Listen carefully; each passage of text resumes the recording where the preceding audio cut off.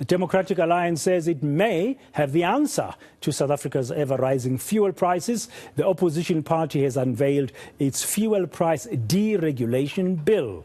The party hopes it can convince Parliament to adopt it into law. From Wednesday, motorists will be paying well over R2 extra for a litre of diesel and petrol. Lindsay Dentlinker has some details now about the DA's proposal. Lindsay, good afternoon. What is the DA proposing?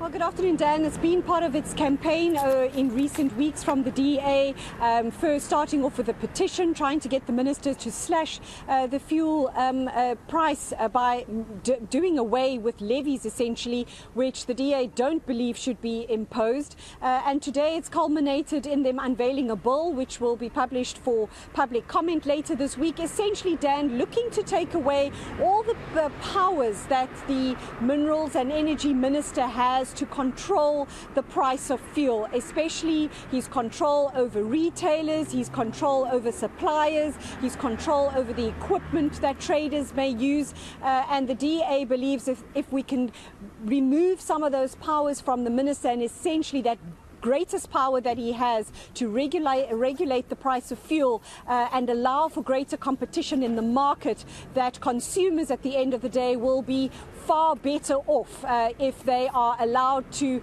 just like they are proposing for electricity and other goods that just continue to soar, that if we are allowed to choose where we go and if retailers are allowed to be more competitive, that it will drive down the price of fuel. But here's the DA's Kevin Milam outlining some of those regulations that they want scrapped in the law and that they say will be of benefit to consumers in the long term.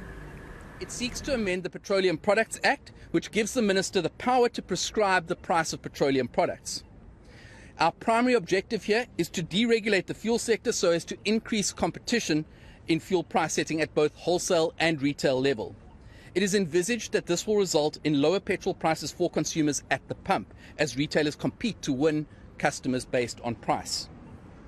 Our bill will curtail the wide-ranging powers afforded to the minister to regulate the price of petroleum, both indirectly and directly, and all the practices related to the sale of petroleum. It will result in a deregulated market for petroleum products being established in South Africa. And it does this primarily through the removal of certain sections within Section 2 of the Petroleum Products Act, which gives the ministers those powers. Examples of the indirect powers we are seeking to repeal, which the minister may use to influence the fuel price, include prohibiting the supply of necessary equipment required to dispense petroleum products.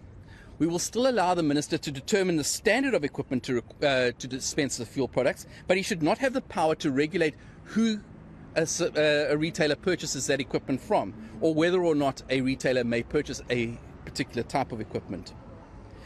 I guess with all these proposals by the DA, there's one question that will be top of mind, particularly ahead of Wednesday, Lindsay, is what do they think should the price of fuel be, and how are they proposing government can achieve this?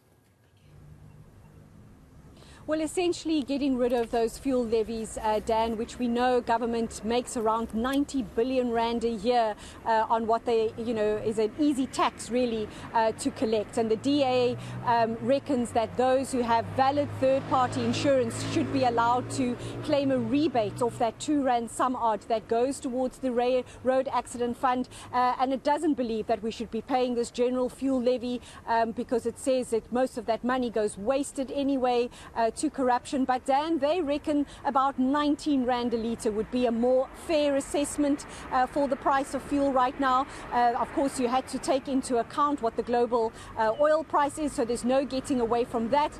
But the DA believes it is possible to drive down the price of fuel, given the fact that South Africa exports fuel to countries like Namibia and Botswana, who pay far less than South Africans do for the same fuel because they are not loaded with the kinds of levies that we are here in South Africa. But here's the DA's Kevin Milam again explaining how they come to that assessment of what we should be paying for fuel. Right now, a litre of petrol should cost somewhere in the region of about 19 rand a litre, 19 to 20 rand a litre. It's still quite a lot.